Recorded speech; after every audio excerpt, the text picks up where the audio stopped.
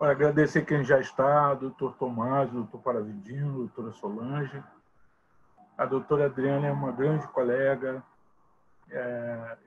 temos esse conhecimento a longa data, estamos juntos lá na Câmara Técnica e eu não podia deixar de aproveitar essa oportunidade. Eu tenho feito isso chamando os amigos, chamando as pessoas de respeito, de reconhecimento público.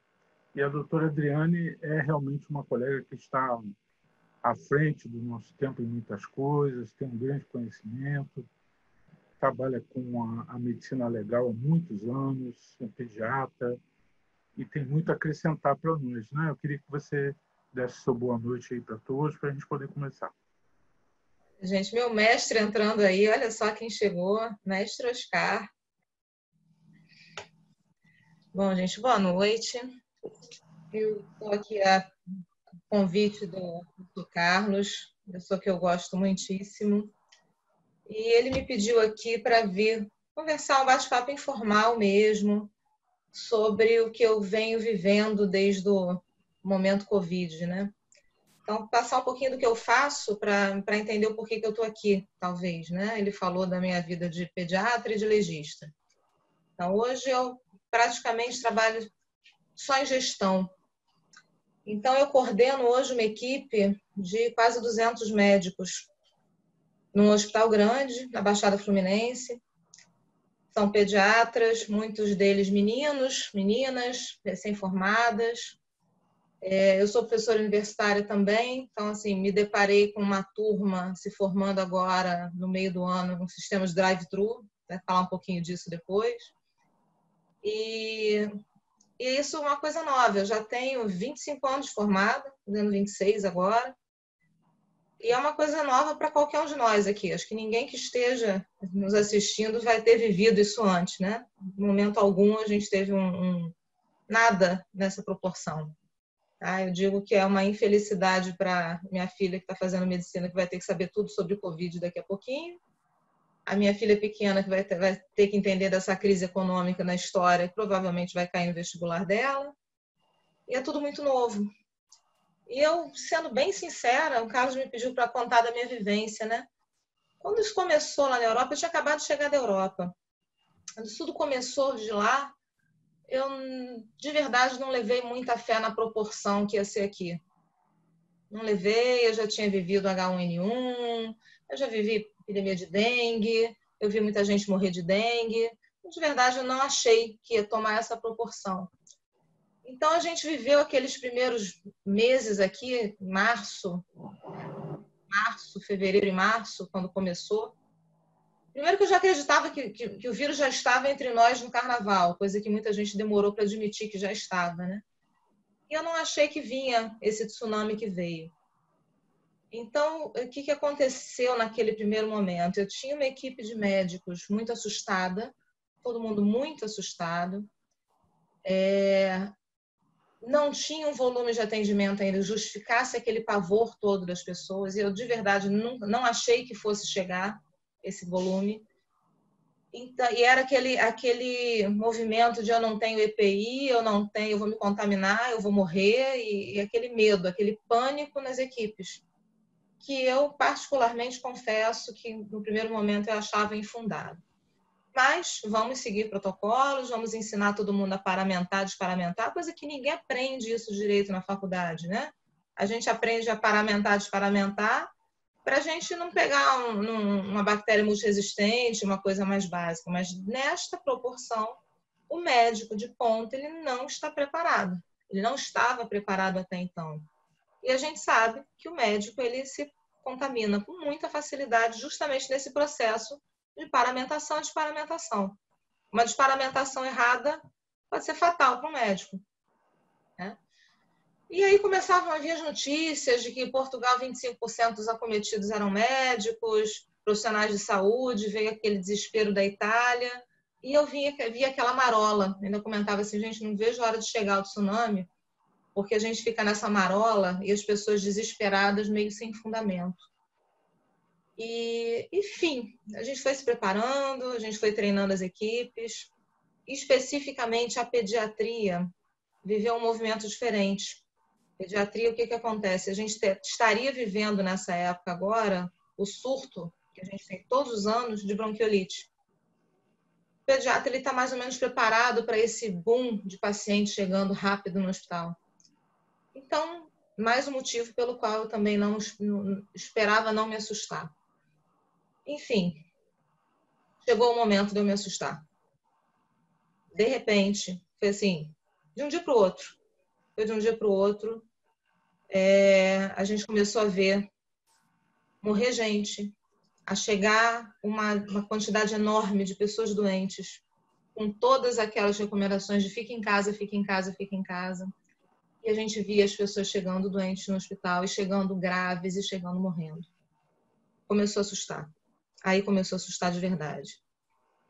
E aí a gente viu um movimento, ao mesmo tempo que dava um medo a todo mundo, era uma coisa que, de repente, como se surgisse a empatia que o médico tem que ter, né? A gente lida com pessoas, a gente escolheu uma profissão para lidar com pessoas. A gente começava a ver aquilo surgir. Por exemplo, eu tive toda uma equipe minha de pediatras deslocadas para atender adulto. Eu tive depoimentos de uma médica da minha equipe que falou que nunca, em 15 anos de profissão que ela tinha, que ela imaginaria estar ali atendendo adulto. E estar atendendo adulto assim, com vontade de estar atendendo, por necessidade de ajudar o colega. E a minha posição ali como chefe, como gestora, era muito difícil. Tá? Porque eu tinha que lidar com as emoções de todo mundo, quando às vezes eu não conseguia lidar com a minha. Era complicado eu sair do hospital todo dia, e assim, falei aqui que eu trabalho na Baixada. Eu trabalho no município que foi o município de maior número de mortes e casos depois do Rio de Janeiro. E a gente saía na rua, saía do hospital cansado, e via todo mundo na rua como se nada estivesse acontecendo. A vontade que a gente tinha era de gritar para todo mundo, para com isso, volta para casa. Era aquele medo de assim, caramba, eu estou aqui me matando, eu estou aqui vendo gente morrer e as pessoas estão no bar da esquina, como se nada estivesse acontecendo. Então, isso de fato aconteceu, talvez não tenha ficado tão evidente para muita gente da população, porque as filas do SUS existem e sempre existiram, né? Falta de vaga no SUS sempre existiu. A população, infelizmente, meio que se acostumou a isso, embora não seja nada que a gente tenha que se acostumar. Mas a gente não ter vaga de CTI no hospital particular, isso eu nunca vivi na minha vida. E a gente foi abrindo o setor e abrindo, e todo dia a gente abria leito. Então era assim, foi muito difícil lidar com todas essas emoções. Realmente aconteceu esse boom. Realmente foi muito assustador, foi, tá? E assim, essa geração, quando a gente fala no novo normal, né? Assim, tá na moda o novo normal. É um novo normal, acredito que principalmente para quem viveu isso tudo, para quem está lá na linha de frente, como falam, né? Quando o médico ele não quer aplauso, ele não quer reconhecimento da sociedade naquele momento, ele quer sempre, né? E eu acho que o médico ele sai dessa pandemia diferente, principalmente o jovem. Foi muito difícil eu ver uma turma de graduandos de 12º período se formando agora, no meio do ano. Fizeram uma cerimônia virtual de aula da saudade, aquelas coisas que a gente faz sempre. E eles já estão ali. Mal acabaram de se formaram dentro do carro, no sistema drive-thru, e já foram colocados ali no hospital de campanha, isso que a gente está vendo aí, divulgar toda hora, né? Então, e o médico, que é tão valorizado o tempo todo na televisão e tudo, a gente escuta uma coisa que me deixa bem triste, quando eu vejo na televisão assim, os leitos estão prontos, a gente esquece que precisa de recursos humanos. Eles estão pensando nisso agora, desculpa, mas eles estão pensando nisso agora. Eu estou recebendo mensagem o tempo todo de eu preciso de médico para trabalhar no hospital de campanha. Não pensaram nisso lá atrás. O médico fica doente. Eu cheguei a ter em torno de 20% da minha equipe doente, afastada. 20%. É muita coisa. Eu mesma tive afastada. Carlos, se você quiser interromper a qualquer momento aí para... Não, é absoluto, a gente está te ouvindo. Meio que num divã, num desabafo aqui. Não, o seu depoimento é a realidade. Nós tínhamos combinado de conversarmos sobre as suas vivências e é um momento de muita angústia, realmente, né? Ainda mais chefiando um grande grupo de pessoas que estão à frente na pandemia. Você está chamando a atenção para uma coisa que, pela primeira vez, surgiu a oportunidade da gente conversar. Quer dizer, a pandemia gerou uma atitude. Nós estamos vendo essa atitude dos governos chamarem os recém-formados para a linha de frente. E isso é uma coisa que a gente quase não discutiu, não é? Até onde esses meninos recém-formados estariam preparados para encarar a CTI, encarar leito com pacientes graves, em fase terminal, e o pior, com uma doença que ninguém conhece na realidade, né? Nós estamos aprendendo, vivendo o dia a dia com a doença. Você é muito mais que todos nós, porque a gente não está na linha de frente. A gente está resguardado aí pelo fato de estar em grupo de risco, sem poder atuar mais efetivamente próximo desses pacientes. E como é que foi a sua vivência com isso? Você me falou que 20% do teu corpo clínico foi afastado por contaminação. E a experiência com essa garotada, como é que foi? Bem complexa, porque era um pessoal com muito medo. Ao mesmo tempo, assim, acho que quanto mais jovens os meninos, quanto mais novos, mais garra eles tinham, mais vontade de estar lá na frente. Uma coisa que é ruim e bom ao mesmo tempo, que eu acho que foi um ganho para a medicina, foi essa garotada ver que assim, eles podem também, e o pessoal mais velho ver que eles também têm coisa a aprender. Porque a gente foi aprender muita coisa. A intubação de um paciente COVID não é igual à intubação de um paciente qualquer. Quantos e quantos médicos não se contaminaram numa intubação? O médico ele tem a mania do heroísmo, de assim, eu vou lá e vou salvar. Eu precisei chegar para a minha equipe do CTI e dizer assim, vocês são heróis lá fora, aqui dentro vocês são pessoas, vocês têm família, vocês são médicos. Vocês não vão sair correndo sem aparamentação, sem o uso do EPI adequado para fazer absolutamente nada. Não existe aquilo de vou sair correndo, vou pegar um laringoscópio sem luva, sem óculos, sem face shield, vou entubar alguém.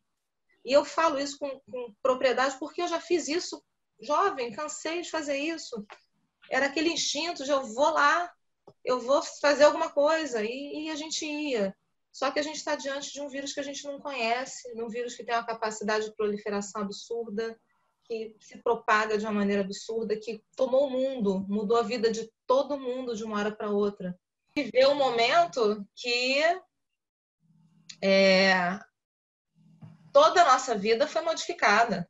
É filho com aula online, é a gente dando aula online, é gerenciando um grupo de médicos doentes com problemas de eu não tenho com quem deixar filho, eu não tenho com quem deixar alguém.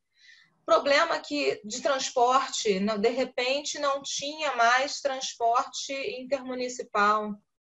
E aí eu tinha que resolver o problema daquele profissional de saúde que não morava naquele município. E fica a 20 minutos daqui de onde eu moro. Mas é outro município. Então, foi todo, né? Eu diria que a minha vida já nem está de cabeça para baixo mais, que ela já virou de cabeça para baixo, já voltou. De tudo que ela já foi virando. Difícil. Porque mudou tudo. Mudou a visão da Adriane médica, da Adriane professora, da Adriane policial, muda tudo. Muda a visão até dentro da medicina legal, muda. Realmente a doença trouxe essa noção, a proximidade de finilitude, né? E para o médico nunca é fácil acompanhar um óbito, né? Estar próximo de alguém que está numa condição terminal evoluindo para óbito. Isso sempre é muito difícil. E a pandemia criou esse estado de expectativa enorme, todo mundo. Não existe ninguém impune nessa condição de não se ver diante da morte. Aí partir para uma reflexão de vida, como você está fazendo, uma reflexão mais profunda sobre a existência. Eu queria provocar você te fazendo algumas perguntas. Você, como pediatra, você já falou que viu um grande número de profissionais sob o seu comando serem desviados para atendimento de adulto. Mas aconteceu alguma coisa em relação aos seus pacientes pediátricos? Você viveu alguma coisa relacionada a eles? Pode contar para a gente? Não, é um vírus, a gente não sabe exatamente o porquê, mas ele acomete, não é que ele acometa pouco a criança, né? Ele acomete de forma grave muito mais os adultos do que as crianças. E assim, uma coisa que eu observei aqui, inclusive só fazendo um parênteses, saindo um pouquinho da pediatria, é que não era a população idosa igual a Itália, não. Tá? A gente aqui teve muito jovem, de 40 e poucos anos, gravíssimo, entubado e sem comorbidade. Tá? As crianças, eu felizmente não tive nenhum óbito no meu serviço, nenhum óbito. Eu tive recém-nascido infectado, eu tive crianças infectadas, que a gente está vivenciando hoje, que é uma coisa também completamente nova para a gente. É a manifestação tardia do vírus na criança. A gente está pegando já crianças com quadros cardíacos graves vindo manifestando agora, já com IgG positivo para o Covid, e a gente acredita que tenha algum tipo de interação. Mas crianças graves igual adulto, com aquela tomografia de vidro fosco, eu não peguei nenhuma. Aqui no Rio de Janeiro a gente teve um ou outro caso com crianças com comorbidades, mas é um vírus que tem essa particularidade e não se sabe por quê. Tem uma série de hipóteses formuladas, eu já ouvi hipóteses de professores renomados de imunologia, tem hipóteses imunológicas, inclusive, para esse comportamento do vírus na criança, mas a gente não sabe exatamente por quê. Só para dar um exemplo, né, que tem não médicos aqui, a gente teve no último surto de dengue, por exemplo, um acometimento muito grande e letal em crianças, ao contrário do penúltimo. Então, assim, o comportamento dos vírus em geral, eles são imprevisíveis, a gente não sabe. Mas inclusive eu tenho um CT, eu tenho dentro do hospital uma ala Covid, tem um CTI só para criança suspeita de Covid. E aí, nesse caso, a gente também muda um pouco o foco do adulto, porque o adulto ele fica solitário, completamente solitário, ele não tem visita, ele não tem acompanhante. A criança, ela tem direito por lei a um acompanhante, ela fica com um acompanhante. Só quem fica solitário, isolado nesse caso, é o acompanhante, porque a gente não pode permitir para risco, para proteção dele mesmo, que ele fique entrando e saindo. Então, é aquele acompanhante que ele entra ali e ele está confinado igual. Então, a gente tem que lidar com essas emoções também desses acompanhantes dos pacientes pediátricos. Eles ficam em confinamento junto com a criança, não é isso? É como se fosse um confinamento mesmo, assim, a gente restringe. É uma restrição que a gente sempre brigou por direitos e direitos e direitos e humanização da medicina, e de repente a humanização da medicina é a gente deixar o paciente sozinho, é a gente deixar a pessoa se ver, e aí a humanização, a gente fala tanto para os filhos, não mexam no celular, e agora o celular é a ferramenta de tudo. E o celular não servia para muita coisa, e hoje o celular é aquilo que a gente usa dentro do hospital para conectar um paciente com uma família. Quantos e quantos médicos meus eu já não vi pegando o próprio celular e fazendo uma videochamada para alguém? Sim. Você falou uma coisa que me causou curiosidade. Você chega a ter crianças com repercussões da contaminação. Então, eles não desenvolvem as fases que nós já reconhecemos no adulto, não é isso? E a repercussão mais comum é essa cardíaca? Está começando a ser descrito agora. A gente tem uma síndrome parecida com Kawasaki, que está aparecendo no mundo, já está descrito em outros países. A Sociedade Brasileira de Pediatria já nos alertou.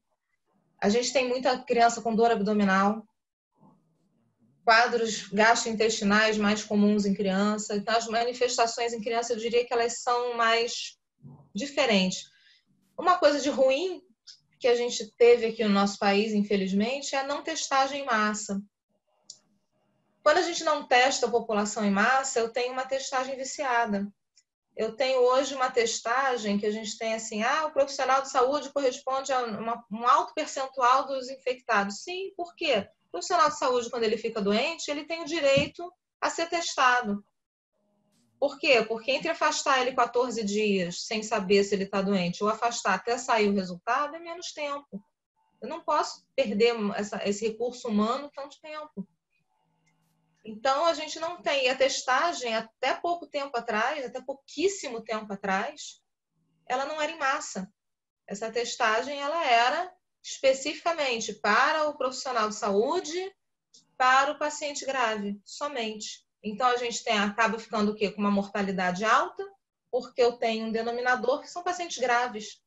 Então, eu fico com uma mortalidade alta, eu fico com um número de infectados na área de saúde muito alto, e eu acabo sem saber exatamente o número de assintomáticos efetivamente infectados. Isso dentro da realidade internacional fez uma diferença enorme para muitos países, né? Todo mundo que conseguiu fazer essa testagem com mais controle conseguiu conduzir melhor a pandemia, né? Conseguiu dar um encaminhamento melhor. Eu quero te fazer outra pergunta. A faixa etária desses pacientes pediátricos com essas repercussões sistêmicas, porque a gente já sabe que, na realidade, é uma doença sistêmica, né? Se fala muito do pulmão, mas a gente tem comprometimento do sistema de coagulação, existem as repercussões cardiológicas, Neurológica. várias outras. E na pediatria isso me chamou muita atenção. É a primeira vez que eu consigo conversar com alguém que tem esse entendimento. Essa faixa etária variou como para você? O que você Não viu? variou. Eu tive desde recém-nascido até adolescente. Até adolescente. E já com esse perfil de repercussões depois da contaminação, é isso? É isso. A gente ainda tá em estudo, muita coisa em estudo, é tudo muito novo para a gente. Uhum. O adulto também tem essas manifestações, já é relatado também, inclusive até mais graves. E acho que talvez por isso tenha dado start no estudiosos, né, para ver essa questão da criança. E chegou um ponto em que a gente começou a, assim, tudo é Covid até que a gente prove o contrário. Um quadro gastrointestinal é Covid até que se prove o contrário. Um quadro neurológico é Covid até que se prove o contrário. Lembrando que a gente está em época de influenza, dos vírus respiratórios. Até que afaste qualquer outro vírus respiratório é suspeita de Covid. A mortalidade nesse contexto ficou confusa, porque exatamente o que você está falando, as outras doenças não deixaram de acontecer, continuam causando óbitos. A gente tem um grande número de pessoas que faleceram nesse período, não é Covid, e ficou o conflito em torno da documentação médica, né? Eu queria que você falasse um pouquinho nesse sentido, porque você é especialista, né? Você tem todo o conhecimento também a respeito disso. Como é que você vê essa situação? Essa situação é bem complicada, a gente sabe bem disso, né, Carlos? A pessoa Oscar que está aqui nos assistindo sabe disso também. Como é complexo essa situação da documentação médica, né? A gente sabe, a gente aprende isso na faculdade, eu aprendi com o meu professor da faculdade, que a gente vai preencher a declaração de óbito baseado num entendimento médico, enquanto médica, na minha convicção. Quando eu não tiver convicção, existe a prerrogativa que está prevista pelo CFM, pelas secretarias estaduais de saúde, da causa indeterminada. Isso foi assim a vida inteira, né? O que acontece? A gente saiu uma sugestão, né, da CNJ, Conselho Nacional de Justiça, que a gente preencha todos os quadros respiratórios como suspeita de Covid. Isso gerou uma repercussão grande. Colegas não médicos fazendo contato comigo para perguntar sobre isso, colegas policiais, colegas estudiosos perguntando qual era o meu entendimento em relação a isso. Porque isso tem repercussões legais, né? A gente sabe que na hora que eu coloco numa declaração de óbito suspeita de Covid, aquela família não vai velar o seu parente nem por aquele tempinho reduzido que é possível. Aí eu não faço uma testagem. Olha aí o que eu gerei. E se eu faço uma testagem, essa testagem sai negativa depois? Olha o dano que eu estou causando a essa família. Por outro lado, a gente tem as autoridades sanitárias querendo fazer uma contabilização mais precisa. E eu vou dar até um exemplo hoje de uma reunião de trabalho que eu tive, onde foram apresentados 2 números de mortalidade. O número de mortos confirmados por Covid e o número de mortes suspeitas, daqueles que não tiveram o exame PCR, o molecular confirmado. Teve uma variação aí, porque nem todos a gente conseguiu positivar, embora a gente jure de pé junto que era Covid, tomografia clássica, tudo clássico, porque no adulto é tudo mais clássico. E aí a gente dimensiona isso para um país, dimensiona isso para uma população do tamanho do nosso país. Proporcionalmente dá uma variação muito grande. E aí a gente vai para a imprensa e vira o quê? Subnotificação. Vira assim, os médicos estão com medo de colocar, o médico colocou pneumonia viral, o médico colocou síndrome respiratória aguda. Agora, isso agora é a minha opinião, tá, Carlos? Agora a gente está conversando aqui hoje. Batendo papo. Aqui batendo papo. Tá? É o bom da live, é isso, não tem aquele monte de gente ao vivo olhando a gente. É isso. Eu entendo. O médico ele tem esse direito de sentir-se confortável em dar um diagnóstico. E a autoridade sanitária tem que ter o entendimento de que no momento de pandemia, isso tem que ser contabilizado. E contabilizado não porque o médico escreveu suspeita de Covid, mas porque o médico escreveu ali síndrome gripal ou ele escreveu ali a pneumonia viral. Mas a gente sabe que tem esses entendimentos não são não é unanimidade no nosso meio, muito menos no meio jurídico. A gente sabe que não. A gente teve a questão dos seguros, as seguradoras, inicialmente, todas as seguradoras têm a cláusula da pandemia, que não se cobre, e aí, de repente, eles começaram a ser friendly, né? Começou a ter aquela cobertura amigável, acho que até a página 2, né? Tá ali o Armando ali, amigável até a página 2, que a gente sabe disso.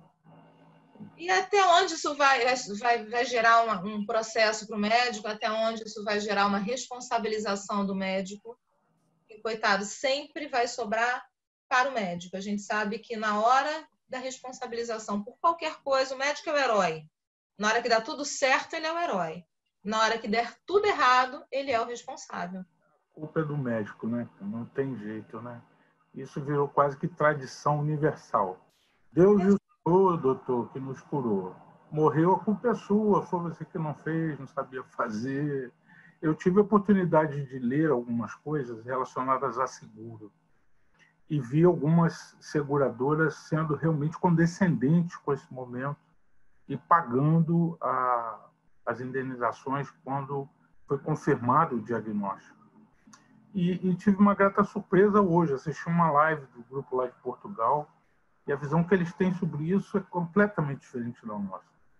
Eu achava com aquela visão europeia um pouco mais fria, né, um pouco diferenciada em relação aos países vizinhos de Portugal, mas, pelo contrário, eles são extremamente amorosos, preocupados com essa questão do óbito, com o conforto da família. Tudo que você está falando foi discutido de uma maneira ampla, longa, e me surpreendeu bastante, porque eles levam isso para um lado psicoemocional bem diferente de nós. Aqui envolveu discussão política, jogo de interesses, e a pandemia está em dia. Eu queria te fazer uma pergunta para saber o que você acha. Eu estou quase formando uma opinião. Você viu uma coisa que me assustou muito no subúrbio do Rio de Janeiro, nas cidades vizinhas. Não houve quarentena, é Chinatown. Você vai em Madureira, vai em Duque de Caxias, vai a alguns municípios distantes aqui do centro da cidade do Rio, na rua, sem máscara, fila em banco, todo mundo grudado no outro. Então, assim, me preocupava muito quando se falava da ascensão da curva pela contaminação da população de baixa renda em locais sem boas condições sanitárias, as favelas e essas regiões todas. A coisa aconteceu da maneira como você falou, é bem visível para quem vai até lá. E agora? O que você acha em relação a essa quarentena? Qual é a sua opinião pessoal? Veja, a gente não tem compromisso aqui de formar opinião, de falar verdade. A gente está conversando sobre o assunto. Tecnicamente, eu não sei. O que você acha disso? Porque eu estou me questionando até onde a gente deve continuar com a quarentena ou não. Eu não sei dizer, como você. Eu também não sei dizer. Assim, a gente vê que a classe média, a classe alta, fez a quarentena adequadamente. A gente teve, sim, uma redução da curva. Eu tive uma redução, a gente está tendo na rede privada uma redução importante em toda a rede privada, aqui no município do Rio, acho que no estado do Rio. Não dá para a gente dizer a mesma coisa da rede pública, até porque a gente também não tem essa questão do leito, é isso que eu estou falando. Quantos leitos tem no Rio de Janeiro? Não sei. Um dia abre o hospital de campanha, outro dia fecha e tem leito disponível. Quantos leitos operacionais desse hospital de campanha estão funcionando? A gente não sabe, isso não é divulgado. Eles falam que tem leito como se aquele leito fosse operacional, tivesse médico, enfermeiro, fisioterapeuta, respirador, bomba de infusão e medicamento. E a gente já ouviu muitas denúncias aqui de que não está acontecendo, não tem leito operacional. Então, um dia tem, outro dia não tem. A população que precisa trabalhar muito, seguiu trabalhando, seguiu, né, precisando. Quem participou de qualquer tipo de campanha, como eu participei, a gente viu as pessoas realmente necessitadas na rua. Você falou de Madureira, Madureira, eu passei por Madureira um dia desses, que eu fiquei, meu Deus, já achava que estava aberto, mas eu falei, acho que aqui nunca fechou. Um dia desses eu passei em frente a uma feira livre, em frente ao hospital, um dos hospitais que eu trabalho. Eu olhei a feira e falei, meu Deus, eu acho que o corona mora ali. Porque a quantidade de gente passando livremente era absurda. Eu atendi essa semana, uma médica da minha equipe atendeu uma moça que foi a um baile funk. Eu falei, gente, está tendo baile? Está tendo baile em algum lugar? É mole. Aí eu falei, mas foi antes da pandemia? Não, foi esse final de semana. Jesus. Então, não é só culpar aquela festinha, aquela aglomeração. Eu entendo que um baile funk é um pouquinho mais que uma aglomeração, né? Então, você não acha que a gente está vivendo dois paralelos? Então, eu recebi uma notícia essa semana de que o número de leitos, existem unidades sendo fechadas porque não tem ocupação em hospitais privados, no Quintador, Hospital da Unimed aqui no Rio, outros hospitais particulares, como se a gente Toda tivesse rede privada. reduzindo, achatando a curva, mas para a classe média e média alta, porque se for uma coisa que me despertou o seguinte, nós não temos números reais nem informações efetivas sobre o que está acontecendo em relação ao SUS. E com a população com esse comportamento, essa curva não vai achatar. Acho que eu consegui definir na minha cabeça o que está acontecendo. Tem uma curva aí escondida nisso que está subindo, vai subir, não vai achatar, porque não tem controle de quarentena, que é a população de baixa renda, né? Esses locais que a gente citou, não é isso? Não tem, definitivamente não tem. E uma coisa importante, isso eu posso também falar por experiência pessoal, não como médica, eu vivenciei mais de um caso de idosos. Um praticamente morreu em casa, pai de um colega, por medo de ir ao hospital. Infartou, chegou já no hospital morrendo, por medo. E o outro quase também. Eu fico me questionando quantos outros idosos não morreram em casa de causa indeterminada, porque aí nesse momento a gente vai ter a tal causa indeterminada, por medo de ir ao hospital, medo de sair de casa, medo de procurar ajuda. Porque aqui entre nós, o que eu mais ouvi, só o que eu ouvi das nossas autoridades, além daquela briga política infundada, que tudo que a gente não precisava era disso, era o fica em casa. E aí o resto? E a página 2, a página 3, e aí? Qual é a próxima ação? Né? A OMS tem 6 critérios para a gente desfazer uma pandemia. E as nossas autoridades, Rio e São Paulo, pelo menos, colocaram dois indicadores. A OMS tem 6. as nossas autoridades colocaram 2, que é o achatamento, a redução de casos e disponibilização de número de leitos. Eu ainda ouvi essa semana que mudaram o indicador do Rio de Janeiro, que incluíram o quê? Os leitos de hospital particular, porque aí eles conseguem liberar a quarentena com embasamento técnico. Eles incluíram nesse percentual de leitos desocupados hospital particular, UPA e clínica, todos os leitos disponíveis, salas vermelhas de emergência e UPAs, ou seja, eles aumentaram o número de leitos para que eles justifiquem essa liberação da quarentena.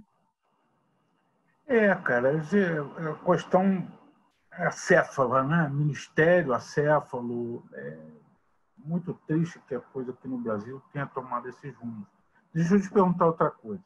Na sua vivência como legista na perícia médica, a gente sabe que os institutos estão fechados, né? Para a realização de necrópsia, para a avaliação mais objetiva da causa-morte. Restrito, fechado não, restrito. Desculpa, restrito. Você podia falar um pouquinho sobre essas restrições? O que está acontecendo nos IMLs? Enfim, nessa questão da medicina legal. Qual é a sua vivência? Os IMLs, cada estado meio que tomou uma posição, né? Alguns estados aboliram a necrópsia como um todo, deixando para fazer o que é absolutamente essencial. O que eu também vejo como um risco. Eu consigo vislumbrar aí no futuro uma quantidade enorme de exumações. Sim. Porque no momento em que eu deixo de abrir determinados corpos por falta de EPI, ou seja lá por qualquer outro risco que seja,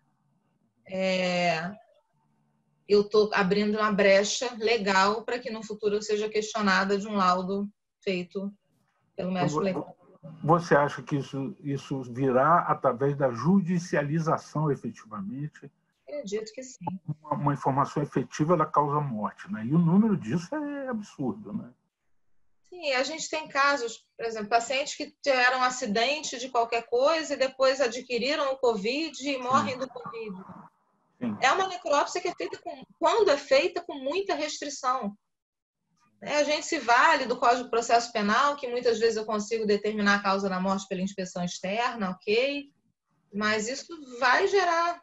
Alguns casos a gente vai conseguir se safar, outros vai gerar dor de cabeça. Na questão da perícia presencial do vivo, eu acho que essa demanda caiu pela diminuição de denúncias, inclusive, e de medo da população sair. Essa semana a gente discutiu, eu tive uma live com uma delegada, a diretora da divisão de atendimento à mulher aqui no Rio, e a gente falando sobre violência à mulher, violência doméstica. Isso deve ter aumentado, né? Todo mundo fala dos números aumentados, né? E eu fui levantar, como eu ia fazer uma apresentação para acadêmicos, para estudantes, eu fui levantar esses números, eu e ela. Os números caíram. Olha, e a notícia é que tem aumentado, sabia? Não, esses números reais caíram. Tá? A gente tem um número absoluto no estado do Rio de Janeiro em queda, no mesmo período desse ano em relação ao ano passado. Pelo Anuário de Segurança Pública, que são os números nacionais, a gente teve uma redução também. Mas uma coisa que eu discuti e que talvez tenha vindo à tona é o que acontece. As delegacias elas estão restritas a casos de emergenciais, delegacia presencial. Então, você não vai à delegacia para comunicar o furto de nada, você vai no registro online e faz aquilo ali. As delegacias elas acabam que ficam mais focadas nesses temas mais delicados, que é a violência sexual, a violência doméstica e tal. Se a gente for analisar historicamente esses números são casos que acontecem dentro de casa, historicamente falando. 60% da violência doméstica é dentro de casa, é por agressor conhecido, violência sexual é de 70% em criança e adolescente, a maioria dentro de casa é conhecido. Isso não mudou. Isso não mudou com a pandemia, pelo contrário. O que muda é que agora aquele convívio que talvez fosse esporádico, ele é intenso. A gente tem vítima e agressor convivendo o tempo todo. E aí, cadê a oportunidade dessa mulher de denunciar?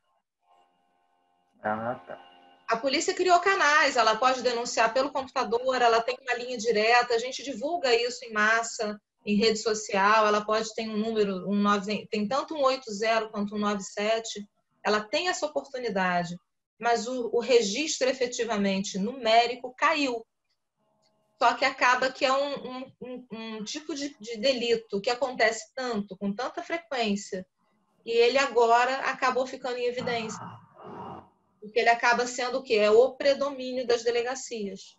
Não que ele esteja aumentado, mas ele é o predominante hoje das queixas nas delegacias. Sim, entendi.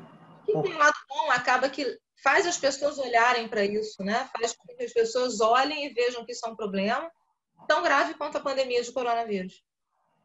Sim, sim. Eu imaginava que fosse o aumento do número de casos. Na realidade, é o aumento do número de notificações, de E eu informações. acredito que tenha mais casos, sim, que não estejam notificados a contento, porque as pessoas não estão conseguindo sair de casa. Sim, provavelmente sim, né? Essas pessoas não têm como fugir da situação da quarentena para fazer uma denúncia e vai voltar para casa onde está o agressor. Exato. Mas você vai sair de casa, vai dizer o que para o agressor? Eu vou ali te denunciar rapidamente e volto? Exatamente, né? A convivência com o agressor não deixa a coisa chegar à denúncia policial. Eu estou aqui muito feliz com a presença do Dr. Armando, nosso colega de turma, Dr. Oscar, que é nosso professor, Dr. Paravidino, e vou abrir, se vocês quiserem fazer alguma pergunta, algum comentário. A doutora Adriane é nossa colega querida e está aberta aqui para qualquer pergunta que vocês queiram fazer. Alguém quer falar alguma coisa? Pois não. Nosso mestre aí. Pode falar. Em primeiro lugar, queria protestar que vocês excluíram o Alcântara. O Alcântara também não fechou. Não, nem São Gonçalo, nem Alcântara. O Alcântara não fechou, o Alcântara resiste. Vocês fecharam, discriminaram o Alcântara. Segunda coisa que essa pandemia nos trouxe é a sensação de que médico também morre, médico também adoece. Exato. Terceira coisa que eu acho fundamental e que me chocou, me tocou, aliás, profundamente com as palavras da Adriane, é equipamento de proteção individual. Eu era estudante de medicina, trabalhava no pronto-socorro São Gonçalo, era proibido dar luva para o acadêmico. É isso. A gente suturava sem luva. Depois, na década de 80, quando houve uma greve de residente no Hospital Antônio Pedro, que todos conhecemos, os professores que foram para a emergência cobrir a falta dos residentes internos passaram a exigir luva para trabalhar. Muita gente ridicularizava os professores e depois estabeleceu-se a rotina do uso de luva para poder trabalhar. Eu saí da medicina assistencial no final dos anos 90, nunca recebi uma máscara, um óculos de proteção, um face shield para trabalhar em UTI, emergência, e nada. Nem eu, nem ninguém. Trabalhei 31 anos no Instituto Médico Legal, recebi um óculos de acrílico. Eu não. É o privilégio. Em 31 anos. Então, veja bem, cansei de abrir cadáver com meningite. Cansei. Nunca. A alegação dos chefes da época não existe nenhum caso de transmissão de meningite para o médico legista. Tá. Mas eu não tenho o direito de me proteger, Por quê? Então vamos tirar os coletes à prova de bala da polícia, porque tem muito pouco policial morto em ação. É uma estupidez, não é? Então, e agora chegamos à conclusão, pessoal, nós também somos trabalhadores. Se a gente falasse isso na década de 80, todo mundo era comunista, né? Trabalhador, não. Trabalhador, eu sempre fiz assim, nunca aconteceu nada. Tá bem, agora aconteceu. Nós já temos aí no Brasil em torno de 100 colegas mortos por coronavírus. Quando eu falo colegas, eu digo colega médico, colega enfermeiro, colega fisioterapeuta, porque estamos todos profissionais de saúde, estamos todos na mira do tiro, expostos ao perigo. E a minha revolta pessoal, muito embora eu já não esteja mais exposto ao perigo, é que nunca pensaram em mim. Eu podia morrer, eu podia levar doença para mim, eu podia tudo, não é? Ninguém se incomodou comigo. Os grandes hospitais do Rio e de Niterói não se incomodavam com o material humano que eles dispunham. O médico, o enfermeiro, o profissional de saúde sempre foi material descartável. O importante é o aparelho. O médico sempre foi material descartável. E aí agora eu pego, finalizando a minha fala, nós pegamos agora um profissional de saúde e bota ele de frente para um aparelho de respirador, não é? Cheio de botão, com um monte de gráfico, eletroprocessado, muito longe do que era antigamente, e vira para o cara e diz, agora mexe. Mexe não se contamina, não, que senão, né, não vai ter leito. Mexe e usa. E todos eles em inglês, né, com siglas que você, né, não está acostumado a lidar com elas. Estas siglas não te demonstram absolutamente nada, porque você não está acostumado com aquilo. Né? E agora? Tirando a FiO2, a maioria de nós não sabe o PIP, talvez um grande número saiba o que é. No meu tempo, a gente fazia PIP com água. Né? Fiz muito PIP com água na minha vida. E agora? Como é que eu mexo nesse botão? Teve até uma trollagem interessante, né? Botar o oftalmologista, que é, por sinal, o esposo da nossa querida palestrante de hoje, na frente de um respirador, e ele pegar o botão, ficar girando para um lado e para o outro, perguntando assim ou assim? Assim ou assim? Melhorou ou não melhorou?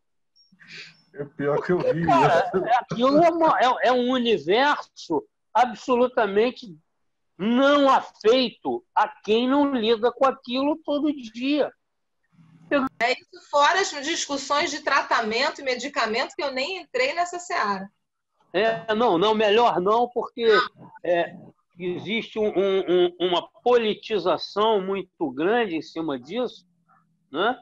E, aliás, eu ia até falar nisso, esqueci, foi bom você me lembrar, eu nunca na minha vida, eu sempre aprendi a procurar trabalhos nas revistas, depois na internet, agora no TMJ,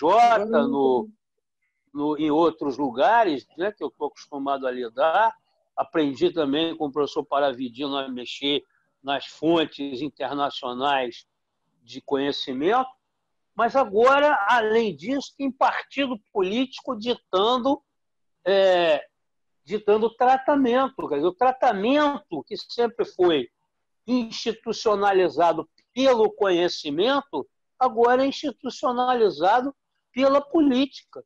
E isso nos deixa um tanto ou quanto inseguros para prescrever alguma coisa. Não é? E eu, agora indo embora mesmo, para não fazer uma palestra paralela, né? Eu estou me preparando para enxurrada de processo de responsabilidade civil que vai vir por aí. Usou, não usou cloroquina, usou, não usou ivermectina, usou, não usou anita, usou, não usou azitromicina, usou, não usou aquele, não sei que lá vira aí, que estão dizendo que custa uma fortuna, que tudo isso é um complô internacional do Jorge Soros, que produz esse, não sei que lá, que custa milhares de reais uma ampola. E, para nós, né, professor Paravidiano, se coronavírus é ou não é doença do trabalho, se pandemia e endemia são a mesma coisa, se paga, não paga. E foi embora agora mesmo. Toda companhia de seguro tem alma de hiena. E tem que ser assim. Vamos pagar, vamos pagar.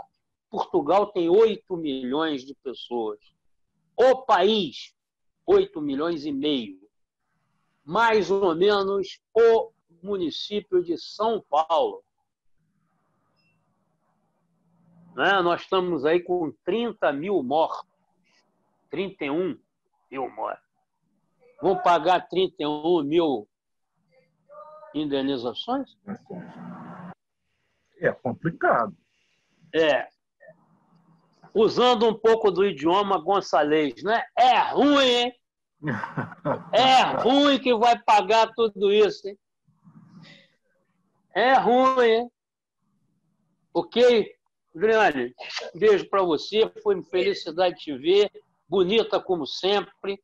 Obrigada, meu mestre. Carlão, tô na área. Abraço. Aquele abraço, professor. Solange, quer falar, meu anjo? Pode falar. Doutora Solange Carvalho. Nossa querida Solange.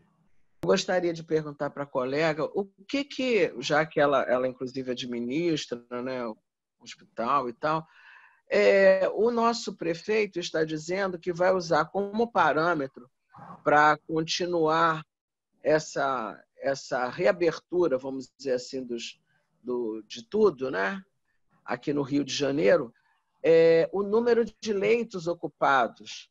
Então, ele disse que, chegando até 70% de leitos de UTI ocupados, está tudo bem para continuar essa abertura até agosto. O que você acha disso?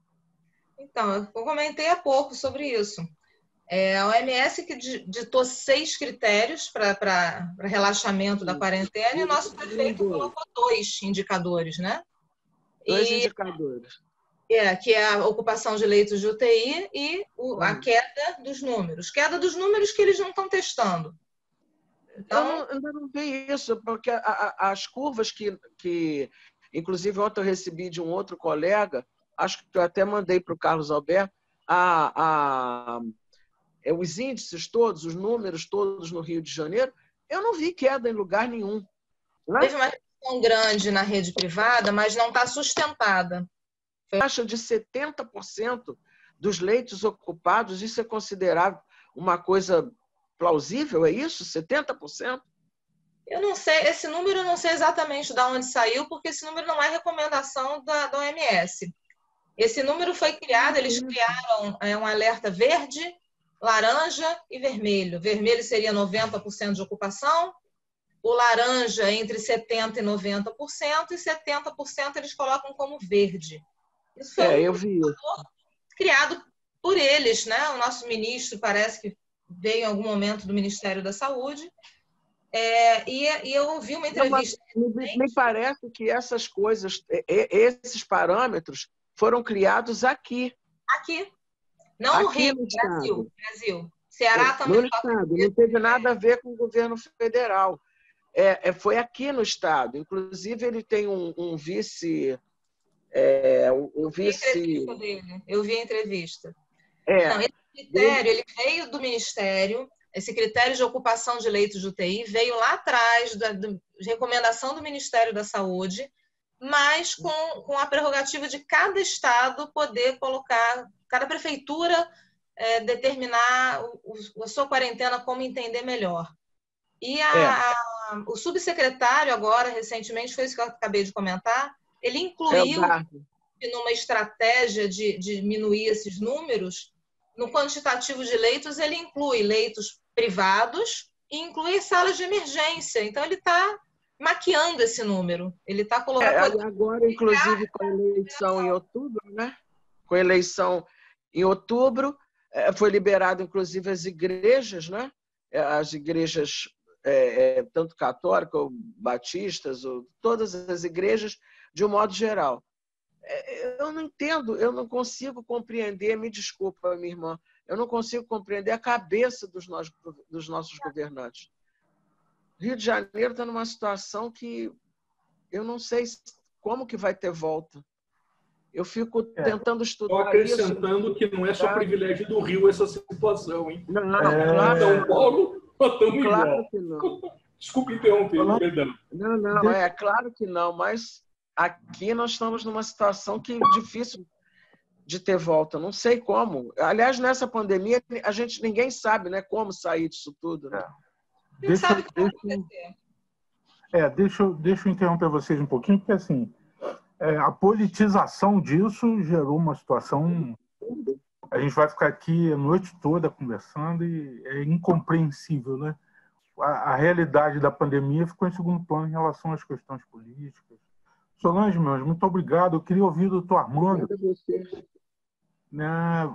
nada. Armando, meu querido, como é que está aí? Tudo bem? Graças ao bom Deus, tudo ótimo. O que você achou? Alguma pergunta, algum comentário?